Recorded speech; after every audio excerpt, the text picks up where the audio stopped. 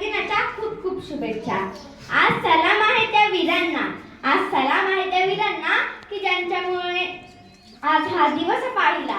ती आई आहे भाग्यशाली, ती आई आहे भाग्यशाली की जिच्या पोटी जन्मलेल्या वीरांमुळे हा देश अखंड राहिला, हा देश अखंड राहिला. जगण्या शिकण्याचा अधिकार ज्याने दिला आज, जगण्या शिकण्याचा अधिकार ज्याने दिला आज, संविधानाचा करते आदर, संविधानाचा करते आदर, करुणी मुद्रा मानाचा त्यास, करुणी मुद्रा मानाचा त्यास. माझे पहिले वंदन या मातृभूमीला, माझे पहिले वंदन या मातृभूमीला की तिच्या कुशीत अनेक क्रांतिकारकांनी जन्म घेतला. माझे दुसरे वंदन त्या तिरंग्याला, माझे दुसरे वंदन त्या तिरंग्याला की तो स्वातंत्र्य लढ्याचा खरा साक्षीदार आहे. माझे तिसरे वंदन त्या शिवछत्रपतींना, माझे तिसरे वंदन त्या शिवछत्रपतींना की ज्यांनी स्वराज्याचे बीज मातीच्या कणाकणात आणि प्रत्येक माणसाच्या मनामनात रुजविले. आज आपला आनंदाचा, उत्सवाचा, सन्मानाचा व अभिमानाचा दिवस म्हणजे 26 जानेवारी, अर्थातच प्रजासत्ताक दिन.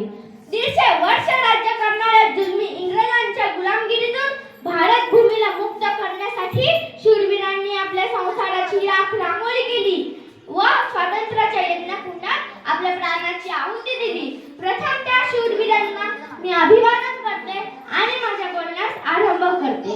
मित्रांनो, 1947 रोजी आपल्या भारताला स्वातंत्र्य मिळाले. तर आपण 26 जानेवारी हा सण का साजरा करतो? तर जसे एका कुटुंबाला एका कुटुंब प्रमुखाची गरज असते, तसे या भारताला एका राज्यघटनेची गरज होती. आणि ती राज्यघटना वर्गात बसून शिकणारेच नव्हे, तर वर्गाच्या बाहेर बसून शिकणारे गौतम बुद्ध, संत कबीर, महात्मा ज्योतिबा फुले यांना गुरुस्थानीय मानणारे विश्वरत्न कायदे पंडित, भारतीय राज्यघटनेचे शिल्पकार डॉक्टर बाबासाहेब आंबेडकर यांनी हे संविधान 2 वर्ष 11 महिने आणि 17 दिवस या कालावधीत पूर्ण केले. नसे नुसते पुस्तक तर हा भारतीय धर्मग्रंथच, नसे नुसते पुस्तक तर हा भारतीय धर्मग्रंथच. समृद्ध संविधान बनले त्याचे ते सुज्ञ पालक. गुलामगिरी संपली, गुलामगिरी संपली.